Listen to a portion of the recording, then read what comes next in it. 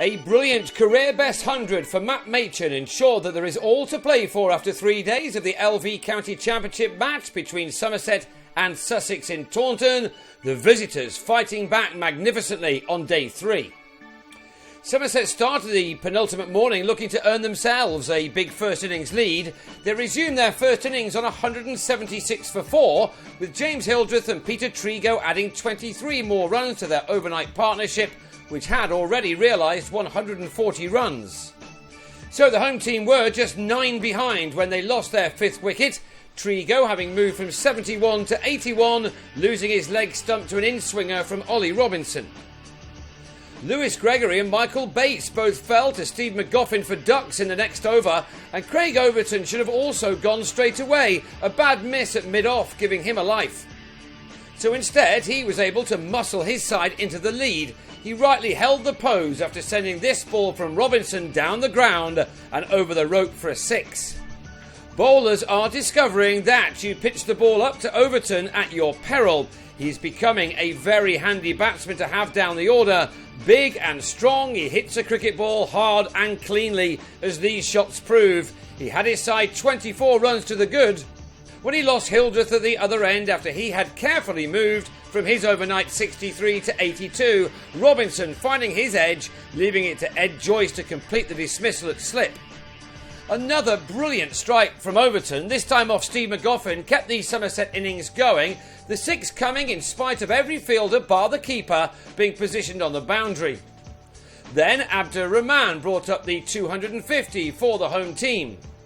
And after he was out for 11, Overton got to the 6th half-century of his rapidly developing career off only 39 balls, from which he struck 5 fours and those 2 gorgeous 6s. The 21-year-old is not a man to think too much about defensive technique when he has his pads on. He ended on 53 when Somerset were dismissed for 274, Alfonso Thomas the last man to fall as he was stumped off Luke Wells for 4.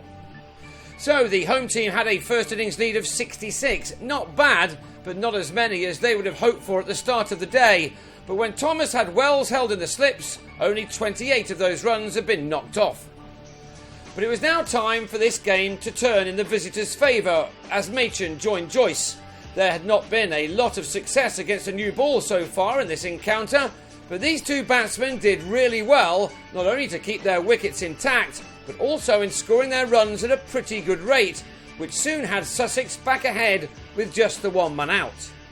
Joyce is probably on one of the worst runs of his excellent career, and so he would have been delighted to have got to a Championship 50, just the 2nd of the season, with this pull shot, one that brought the talented Irishman his 7th boundary off the 75th ball he'd faced up until this point.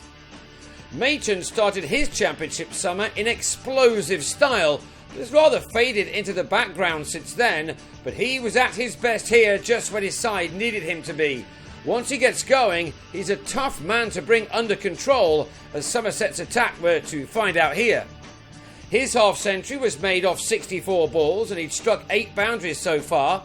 This, though, was just the start. His partnership with his captain now into 3 figures and still building. At last, the pitch had reached a state where the batsman could enjoy the ball coming nicely onto the bat and shots being rewarded thanks to a super quick outfield. All this allowed these 2 left-handers to add 122 runs for the 2nd wicket in 25 overs. Joyce will have been disappointed to get out in the manner he did, helping a ball from Trigo into the hands of Thomas, rather than going after it with all his might. Joyce departed for 66 with his side 84 runs ahead. But Machan continued along on his merry way, and at tea he had 86 runs to his name, made out of a total of 187 for 2. Sussex now 121 runs to the good. Machan had by now been joined by Chris Nash, who, after an awful run of low scores, has just started to find his feet again. This shot for 6 off Johan Myberg tells you that.